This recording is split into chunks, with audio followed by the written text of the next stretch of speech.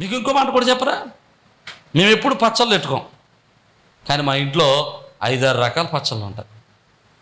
దేవునికి స్తోత్రం. నిజం అండి. ఎక్కడి నుంచి వస్తాయి మాకు పచ్చళ్ళు? పాస్టర్ గారి ఇంట్లో పచ్చళ్ళు ఎక్కడి నుంచి వస్తాయండి? సంఘస్థులు ఎత్తారు.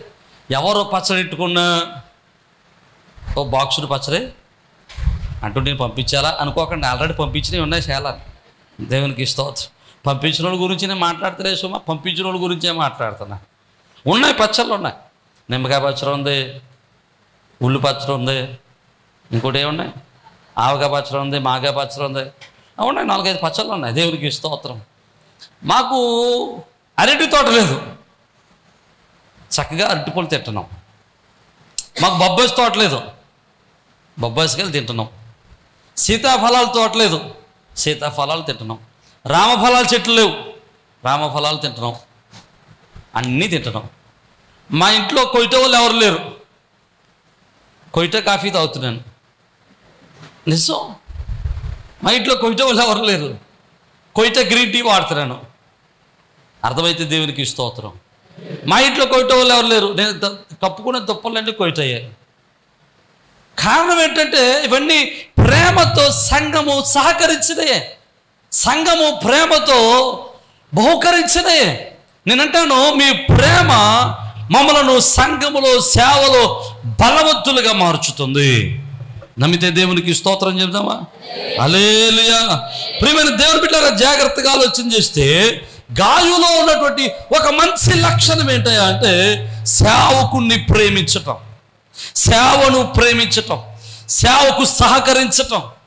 అతడు నా తండ్రి, అతడు నా ఆత్మీయ తండ్రి, నా కోసం ప్రార్థించేవాడు, నా కోసం కన్నీరు గాల్చేవాడు, నా కొరకు ఆలోచించేవాడు, నా క్షేమాన్ని కోరుకునేవాడు అని సేవకుని గురించి ఆలోచించి సేవకుని పట్ల ప్రేమ కలిగి సేవకుని కొరకు ఆలోచన చేసేవాళ్ళు ఉంటే ఆ సంఘం, ఆ సేవకుడు నిరంతరం కూడా బలమైన చేతిలో, దేవుని చేతిలో బలమైన సాధనంగా వాడబడతాడు.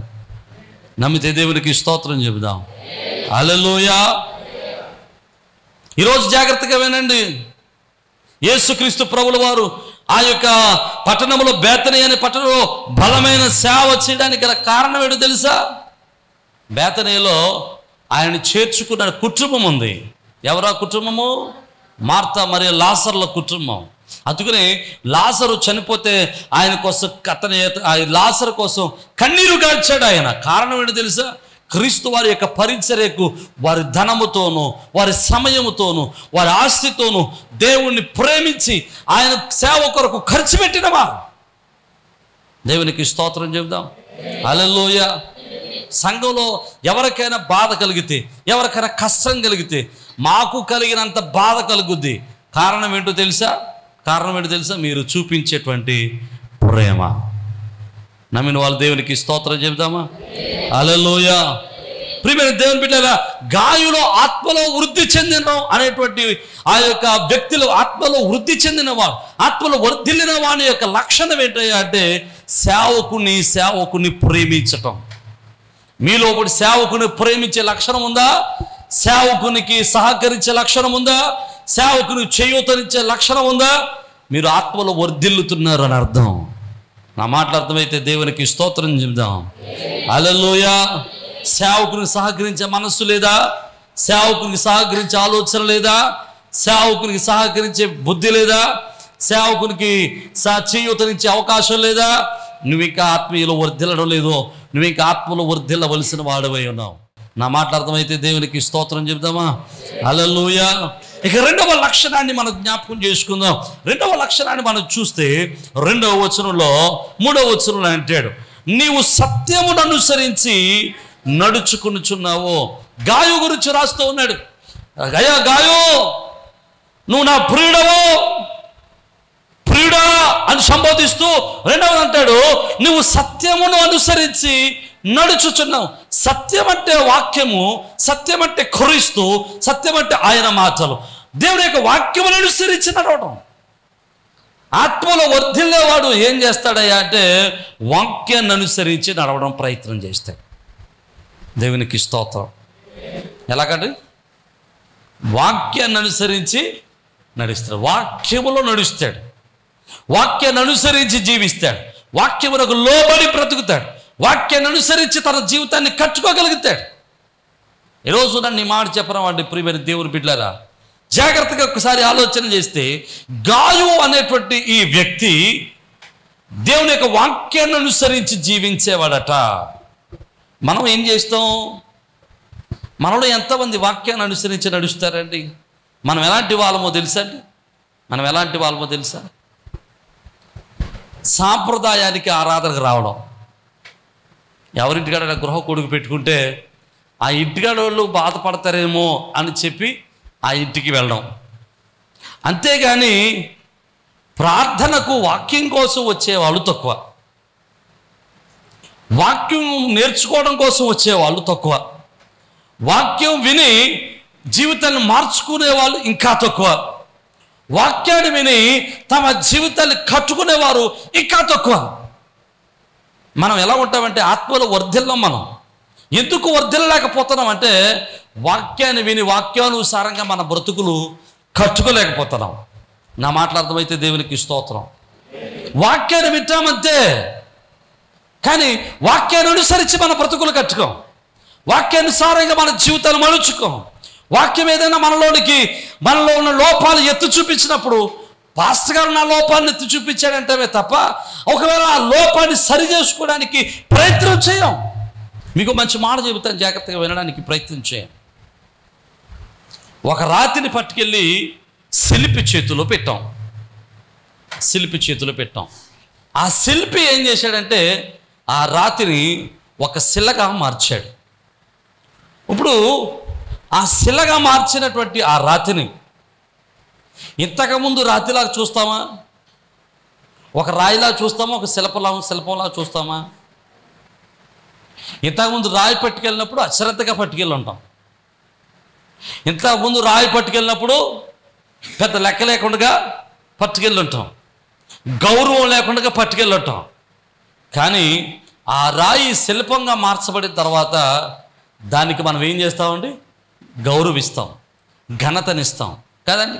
అదే శిల్పం, ఆ రాయి అంబేద్కర్ శిల్పం చెక్కారనుకోండి, పట్టుకో జాగ్రత్త పెడతాం, మనం ఊరు ముందర పెట్టుకుంటాం. ప్రతి సంవత్సరం దానికి ఏం చేస్తాం? పాలాభిషేకం చేస్తాం. ప్రతి సంవత్సరం ఏం చేస్తాం? దండలేస్తాం కదండి. ఎవరిని గుర్తు చేసుకుంటూ? అంబేద్కర్ని గుర్తు చేసుకుంటూ. ఒకవేళ అదే శిల్పము గాక దేవుళ్ళు అనబడిన వారిగా శిల్పారు అనుకోండి, వాళ్ళు ఏం చేస్తారు? హైందవులు తీసుకెళ్ళి గుళ్ళో పెట్టుకుంటారు, రోజు హారతలు ఇస్తారు, దానికి దండలు వేస్తారు, పూజలు చేస్తారు. ఇంకో శిల్పం చేశారనుకోండి, ఆ శిల్పం ఎక్కడ ఉండాలో అక్కడ పెడతారు. అంటే ఒక రాయి శిల్పంగా మార్చబడిన తర్వాత ఇక రాయిగా తన ఘనత పొందదు, ఒక శిల్పముగా ఘనత పొందుతుంది.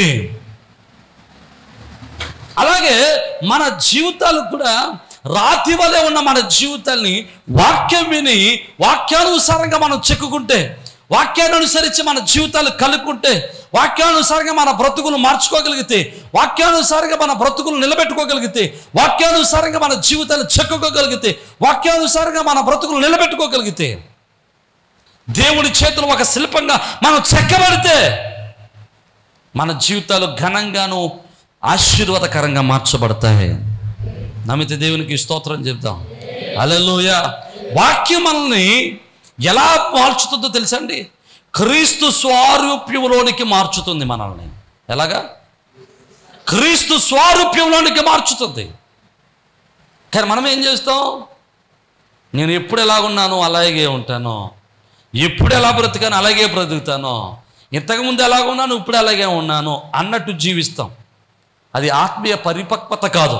ఆత్మీయలో పరిపక్వత చెందాలి అంటే ఖచ్చితంగా వాక్యమునకు లోబడి వాక్యానుసారంగా జీవించడానికి, వాక్యం చేత కట్టబడడానికి, వాక్యం చేత మలచబడటానికి, వాక్యం చేత రూపుదిద్దబడటానికి మనం ఇష్టపడాలి. నా మాట అర్థమైతే దేవునికి స్తోత్రం చెబుదాం. హల్లెలూయా. ఇక మూడవ విషయాన్ని మనం జ్ఞాపకం చేసుకుంటే, ఆత్మలో పరిపక్వత చెందిన వారి యొక్క మూడవ లక్షణం ఏంటంటే, ఇక్కడ గాయులు మనకు కనబడుతూ ఉంటుంది చూడండి. గనుక సహోదరులు వచ్చి నీ సత్య ప్రవర్తన గురించి సాక్ష్యము చెప్పగా విని బహుగా సంతోషించితేనే. దేవునికి స్తోత్రం. ఇప్పుడు సహోదరులు వచ్చి యాహానుకి ఏం చెప్పారట? ఎవరి గురించి? గాయు గురించి సాక్ష్యం చెప్పారు. గాయు యొక్క ప్రవర్తన గురించి సాక్ష్యం చెప్పారు. ఏ సాక్ష్యం చెప్పంటారు? మీకు మంచి మాట చెబుతాను, జాగ్రత్తగా వినండి. ప్రతి విశ్వాసికి ఒక సాక్ష్యం ఉంటుంది. ఏ సాక్ష్యం? ఉదాహరణ చెబుతాను, జాగ్రత్తగా వినండి. ఒకప్పుడు నేను బాగా త్రాగుబోతున్నాండి. క్రీస్తులోనికి వచ్చిన తర్వాత త్రాగుడు మానేశాను. ఒకప్పుడు బాగా తిరుగుబోతున్నాండి. క్రీస్తులోనికి వచ్చిన తర్వాత నా జీవితాన్ని మార్చుకున్నానండి. ఒకప్పుడు బాగా బూతులు మాట్లాడేవానండి. ఇప్పుడు నా జీవితాన్ని మార్చుకున్నాను, బూతులు మానేశానండి. ఒకప్పుడు బాగా దొంగతనం చేసేవాడినండి. ఒకప్పుడు మా ఊరు స్టువర్ట్పురం అండి. ఇప్పుడు క్రీస్తులోకి వచ్చిన తర్వాత మా ఊరిని సువార్తపురంగా మార్చుకున్నామండి. దేవునికి స్తోత్రం. అయ్యా, ఒకప్పుడు మా అత్తగారిని ఏపించుకు తినేవాడినండి. కానీ ఇప్పుడు మా అత్తగారిని నేను తల్లిలాగా చూసుకోగలుగుతున్నానండి క్రీస్తులోకి వచ్చిన తర్వాత. ఒకప్పుడు నా కోడల్ని ఏపించుకు తినేవాడినండి. కానీ ఇప్పుడు క్రీస్తులోకి వచ్చిన తర్వాత నా కోడల్లో కూతుర్ని చూసుకోగలుగుతున్నానండి. ఇది సాక్ష్యం. దేవునికి స్తోత్రం. ఈ సాక్ష్యం నువ్వు చెప్పడం ఒక ప్రాముఖ్యత అయితే, ఈ సాక్ష్యాన్ని నిలబెట్టుకోవటం ఇంకంత ప్రాముఖ్యం. సాక్ష్యం ఎప్పుడు నిలబడినట్టు? నీ గురించి ఎదుటివాడు చెప్పాలి. ఎదుటివాడు చెప్పాలి. మీ అత్తగారు చెప్పాలి, నా కోడలు ఇంతకుముందు తేడాగా ఉండేది కానండి, ఇప్పుడు దేవుళ్ళలోకి వెళ్ళిన తర్వాత మారిందండి. ఇంతకుముందు మా అత్తగారు నన్ను ఏపించుకు తినేదండి, కానీ ఇప్పుడు నా అత్తగారు నన్ను కూతుర్లా చూసుకుంటుందండి. దేవుళ్ళలోకి వచ్చిన తర్వాత నా అత్తగారి జీవితం మారిందండి అని ఎవరు చెప్పాలి? కోడలు చెప్పాలి. ఇంతకుముందు అండి ఈ కుటుంబం కొట్టుకు చచ్చేవారు అన్నంత మాటలోని, కానీ ఈ దేవుళ్ళలోకి వెళ్ళిన తర్వాత అండి ఈ కుటుంబం ఏంటో చాలా ఆనందంగా బ్రతుకుతున్నారండి, సమాధానంగా బ్రతుకుతున్నారండి అని ఎవరు చెప్పాలి? పక్కింటి వాళ్ళు చెప్పాలా? ఇంతకుముందండి ఇతడు తన భార్యను చితకొచ్చేవాడండి, కానీ మందిరానికి వెళ్ళిన తర్వాత భార్యను చాలా ప్రేమగా చూసుకుంటున్నాడండి. ఇంతకుముందండి ఈ భార్య తన భర్త మీద తిరుగుబాటు చేసేదండి, కానీ దేవుళ్ళకి వచ్చిన తర్వాత ఏంటోనండి ఆ భార్య భర్తలు ఇద్దరు చాలా సఖ్యంగా ఉంటున్నారండి. ఇది సాక్ష్యం నిలబెట్టుకోవటం. నా మాటలు అర్థమైతే దేవునికి స్తోత్రం. హల్లెలూయా. ఆత్మలో పరిపక్వత చెందినవాడు సాక్ష్యాన్ని పొందుకోవటం ఎంత ప్రాముఖ్యమో ఆ సాక్ష్యాన్ని కాపాడుకోవడం కూడా అంతే ప్రాముఖ్యం. దేవునికి స్తోత్రం. సాక్ష్యాన్ని కాపాడుకోవాలి. సాక్ష్యాన్ని కాపాడుకోవటం మామూలు విషయం కాదు. ఎందుకో తెలుసా?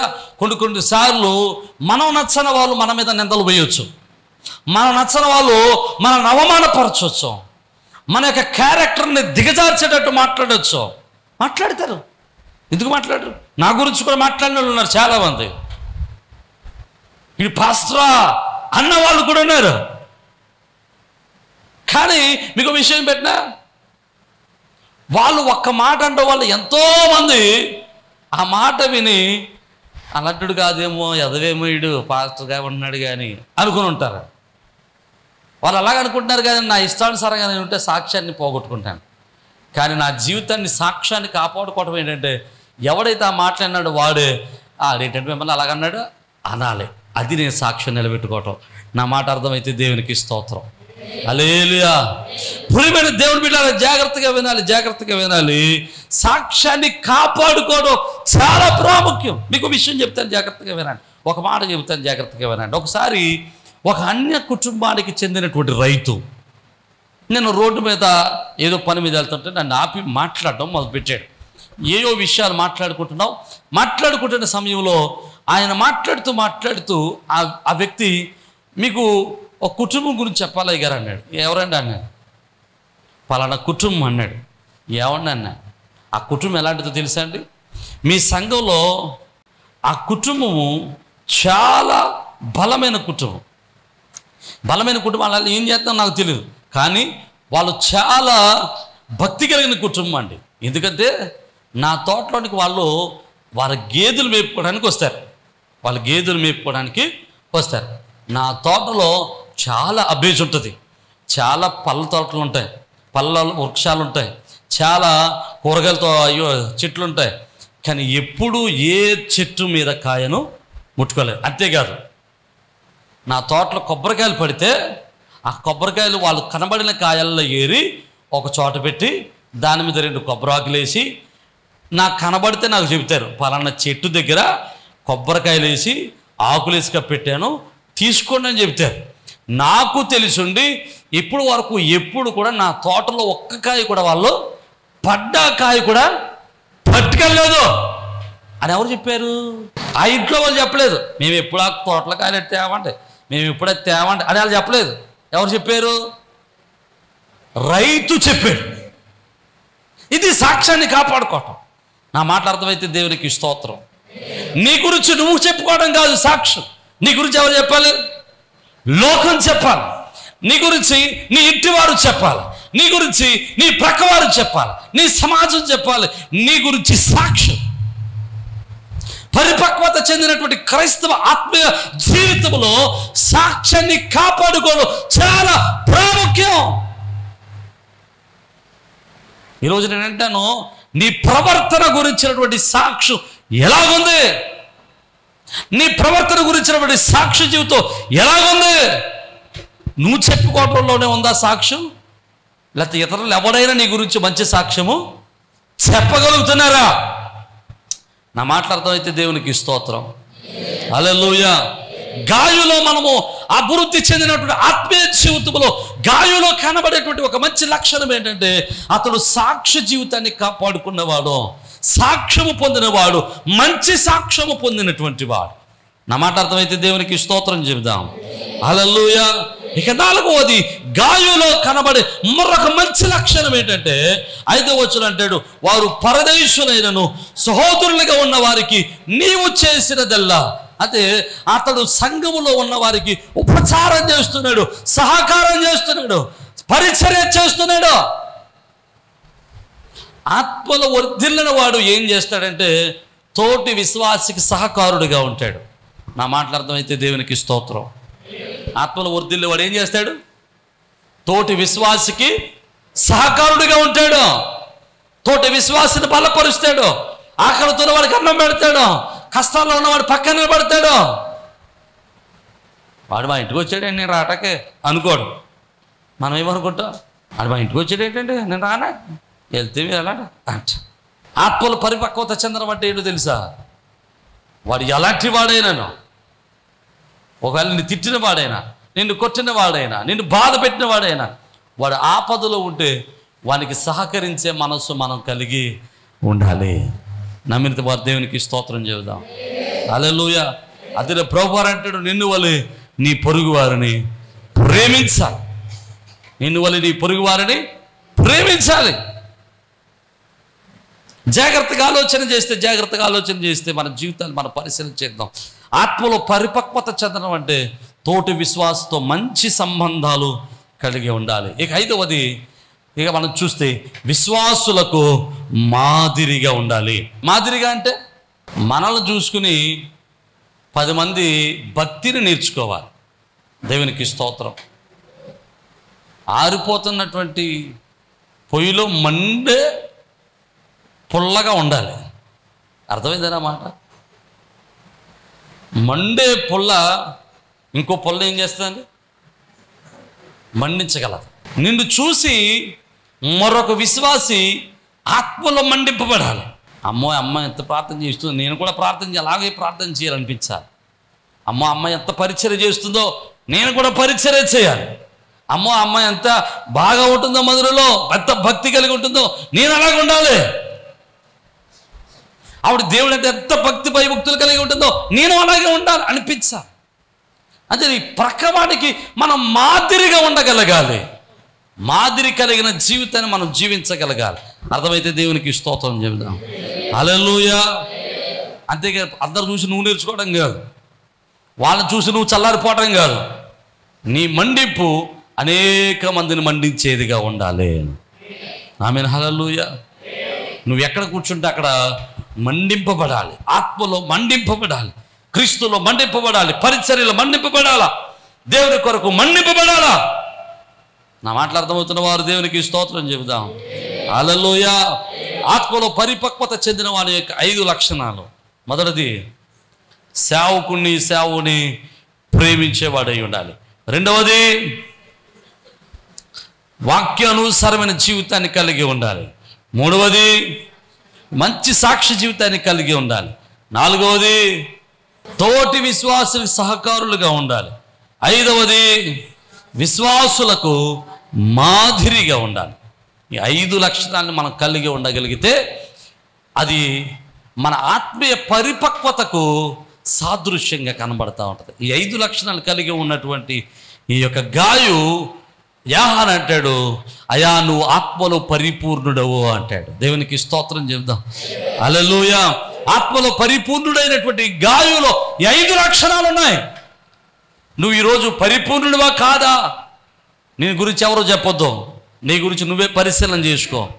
నువ్వెంత పరిపూర్ణుడివో, నువ్వు ఇంకెంత వరకు వెళ్ళావో, నువ్వు ఇంకెంత పరిపూర్ణుడు కావాలో, ఇంకెన్ని స్థానాలు, ఎన్ని లక్షణాలు నువ్వు అవలంబించుకోవాలో, ఎన్ని లక్షణాలు నేర్చుకోవాలో నువ్వు పరీక్షించుకుంటూ దేవుని కృపలో కొనసాగాలని ప్రభు పేరట మనం చూస్తూ ఈ మాటలు ముగిస్తూ ఉన్నాను.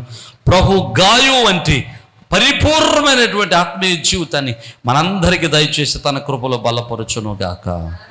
తలలు వంచండి, ప్రార్థన చేద్దాం. పరిశుద్ధుడు, కృప కలిగిన తండ్రి, సేవాధిపతి, ఆశ్చర్యకరుడా, ఆలోచనకర్త, నీకే వందనాలు, స్తోత్రాలు. అయా తండ్రి, ఈ దినమందు నీ సన్నిధిలో మిమ్మల్ని స్తుతించే భాగ్యం, నిన్ను ఆరాధించే భాగ్యాన్ని మీరు వాకించినందుకు నీకు స్తోత్ర. అయా తండ్రి, నీ వాక్యాన్ని విన్నాం. ఆత్మలో పరిపక్వత ఎలా చెందాలో, అయా పరిపక్వత చెందిన ఆత్మీయ జీవితంలో కలిగినటువంటి లక్షణాలు ఏంటో మేము నేర్చుకున్నాం. అయా గాయు ఆత్మలో పరిపక్వత చెందినవాడు. అయా అతనిలో ఉన్నటువంటి 5 లక్షణాలు మేము నేర్చుకున్నాం. సేవను ప్రేమించే లక్షణం.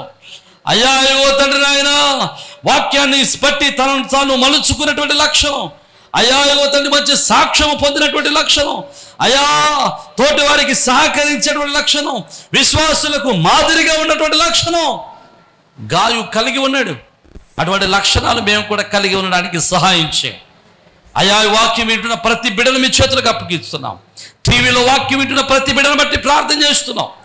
అయా ప్రతి ఒక్కరిని మీరు దర్శించండి నాయన. అయా వారి కుటుంబంలో ప్రతి అవసరాన్ని మీరు తీర్చండి. అవి వారు పరిపక్వత చెందిన క్రైస్తవ ఆత్మీయ జీవితాన్ని కలిగి ఉండడానికి కృప చూపించండి. సమాధానకారిగా వారి కుటుంబాలు మీరు జరిగించండి. ఆయా శోధన వారికి విడుదల ఇచ్చేయండి. అనారోగ్యం కూడా వారు స్వస్థపరచండి. బలహీనులు కూడా వారు లేవనెత్తండి. ఏ క్షణమందు యేసు నామములో వారి కుటుంబంలో సమాధానము కలుగునుగాక, నెమ్మది కలుగునుగాక, ఆరోగ్యము కలుగునుగాక.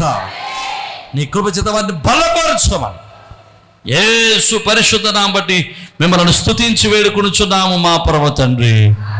ఆమేన్. అందరికీ షలోం. ప్రభునందు ప్రియ సజీవ స్వరం అనేటువంటి యొక్క వర్తమానాన్ని వింటున్నటువంటి మీ అందరికీ ప్రభునామమును బట్టి శుభాలు. మీ గృహాలలో మీతో కలిసి ఈ విధంగా ప్రభువును ఆరాధించడానికి ప్రభు ఇచ్చిన సమయాన్ని బట్టి ప్రభువుని స్తుతిస్తూ ఉన్నాను. ప్రతిదినం మీరు వీక్షిస్తున్న ఈ వర్తమానాలను బట్టి మీరు ఆశీర్వదింపబడుతున్నారని మేమెంతగానో ప్రభునందు ఆనందిస్తూ ప్రభువును స్తుతిస్తూ ఉన్నాం. మీరు ఇస్తున్నటువంటి ప్రతి మెసేజ్, లేకపోతే మీరు ఇస్తున్నటువంటి ఈ యొక్క ప్రోత్సాహం దేవుని పనులు మమ్మల్ని ఎంతగానో బలవంతుని చేస్తూ ఉంది. కనుక మీరు ఈ వర్తమానాల చేత ఆశీర్వదింపబడుతున్నట్లయితే ఇంకా అనేక మందికి ఈ వర్తమానాల్ని పరిచయం చేయండి. అలాగే ఈ వర్తమానాల చేత మీరు ఆశీర్వదింపబడుతున్నట్లయితే తప్పనిసరిగా ఈ యొక్క పరిచర్యలో మీ వంతు సహకారాన్ని, భాగస్వామ్యాన్ని పంచుకోవాలని ప్రభు పేరట మిమ్మల్ని ప్రేమతో ఆహ్వానిస్తూ ఉన్నాం. చాలామంది అడుగుతూ ఉన్నారు, అయ్యా మేము ఈ పరిచర్యలు ఎలా పాలుభాగస్తులం కావాలి అని. చాలా సంతోషం. దేవుడు మీకు ఇచ్చిన భారాన్ని బట్టి ప్రభునందు ఆనందిస్తూ ఉన్నాను. తప్పనిసరిగా మీరు కూడా మాతో కలిసి ఈ యొక్క సత్య సువార్తను, ఈ యొక్క ఆత్మీయమైన వర్తమానాలను అనేక మందికి అందించటంలో మీ వంతు కూడా ఖచ్చితంగా సహకారాన్ని అందించవచ్చు. కనుక ఈ స్క్రీన్ మీద కనబడుతున్న నెంబర్లకి ఖచ్చితంగా ఫోన్ చేయండి. తగినటువంటి ఆలోచనలు, సలహాలు, ఎలాగో మీరు ఈ పరిచర్యలో బాల్య భాగస్తులు కాగలరో మేము మీకు తెలియపరుస్తాం. అలాగే మీరు ఈ వర్తమానాల చేత ఆశీర్వదింపబడుతున్నట్లయితే, ఒకవేళ మీరు ఇప్పటి వరకు ఏ సంఘానికి వెళ్ళని వారైతే, ఏ మందిరానికి అటెండ్ కాని వారైతే తప్పనిసరిగా మిమ్మల్ని మా మందిరానికి, మా సహవాసానికి ప్రేమతో ఆహ్వానిస్తూ ఉన్నాం. చక్కని అపోస్తుల యొక్క బోధ, ఆత్మీయమైనటువంటి ఆరాధన, ప్రేమతో కూడినటువంటి సహవాసము, చక్కని ప్రేమతో కూడినటువంటి ఆదరణ సంఘం ద్వారా పొందడానికి మిమ్మల్ని ప్రేమతో ఆహ్వానిస్తూ ఉన్నాం. ఒకవేళ మీరు ఏకైనా మందిరాల్లో ఆల్రెడీ మందిరాల్లో కట్టబడి ఉన్నట్లయితే తప్పనిసరిగా ఆదివారపు ఆరాధన, మందిరంలో జరిగేటువంటి కూడికలలో పాల్గొనడం మానేయదు. తప్పనిసరిగా మీ మందిరాల్లో బలవంతులై, శ్రేష్ఠులై, దేవుని పనులు బలవంతులుగా ఎదగాలని మిమ్మల్ని ప్రేమతో ఆహ్వానిస్తున్నాం. ఒకవేళ ఎక్కడా మీరు పరిచర్యలో, ఏ పరిచర్యకు, ఏ సహవాసానికి ఒకవేళ మీరు అట్టుకట్టి ఉండకపోతే, ఏ సహవాసంలో మీరు పాలిభాగస్తులుగా ఉండకపోతే తప్పనిసరిగా మిమ్మల్ని ప్రేమతో ఆహ్వానిస్తూ ఉన్నాం. మన పరిచర్యల ద్వారా ఇంకా అనేకమైనటువంటి పరిచర్యలు జరుగుతూ ఉన్నాయి. ప్రతి నెల అనాథల పరిచర్య చేస్తూ ఉన్నాం. ఈ అనాథల పరిచర్యలో చాలామంది యవన బిడ్డలు తమ యవన కాలంలో తమ యొక్క భర్తలను కోల్పోయిన వారు ఉన్నారు. అలాగే చిన్న చిన్న పిల్లలు పెట్టుకుని వారు పోషిస్తున్న వారు ఉన్నారు. వారిని పోషించడానికి దేవుడు మాకు ఇచ్చినటువంటి ఆలోచన బట్టి ప్రతి నెల కొంత సహాయాన్ని చేస్తున్నాం. ఇంకా ఆ సహాయాన్ని అనేక మందికి పంచాలని ఆశపడుతూ ఉన్నాం. ఇలాంటి దేవుని పరిచర్యలో మీరు కూడా మీ యొక్క సహకారాన్ని ప్రేమతో అందించవచ్చు. అలాగే ప్రతి నెల సెకండ్ సాటర్డే మన మందిరంలో చిన్నపిల్లల ప్రోగ్రాం జరుగుతుంది. ఇది ప్రతి నెల జరుగుతూ ఉంది. మీరు కూడా మీ పిల్లలు దేవునిలో ఆత్మీయంగా బలపడాలని ఆశపడితే తప్పనిసరిగా మీ పిల్లల్ని ఆ యొక్క చిన్నపిల్లల ప్రోగ్రానికి, కింగ్డమ్ చిల్డ్రన్స్ అనేటువంటి ప్రోగ్రానికి మీ పిల్లలు కూడా ప్రోత్సహించండి. తప్పనిసరిగా పంపించండి. ఉదయం 9 గంటల నుంచి 4 గంటల వరకు చక్కని పాటలు, చక్కని కథలు, చక్కని ఆరాధన, దైవభక్తి, అలాగే విశ్వాసంలో వారిని బలపరచడానికి ఎంతో మేము తోడ్పడుతూ ఉన్నాం, వారిని బలపరుస్తూ ఉన్నాం. అది మీ పిల్లలకు ఆత్మీయంగా బలపడడానికి, విశ్వాసాలు బలపడడానికి ఎంతగానో దోహదం చేస్తూ ఉంది. తప్పనిసరిగా ఈ పరిచర్యలో మీరు కూడా పాలిభాగస్తులై ఉండాలని ప్రభు పేరిట మనం చేస్తున్నాం.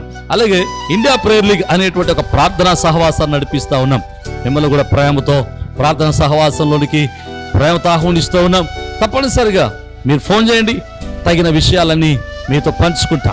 అలాగే మీరు ఒకవేళ యూట్యూబ్ ద్వారా వాక్యాన్ని విన్నట్లయితే, ఒకవేళ ఈ వాక్యం ద్వారా, ఈ వర్తమానాల ద్వారా మీరు ఆశీర్వదింపబడిన వారైతే ఖచ్చితంగా ఈ యొక్క వర్తమానాలు అనేక మందికి పరిచయం చేయండి.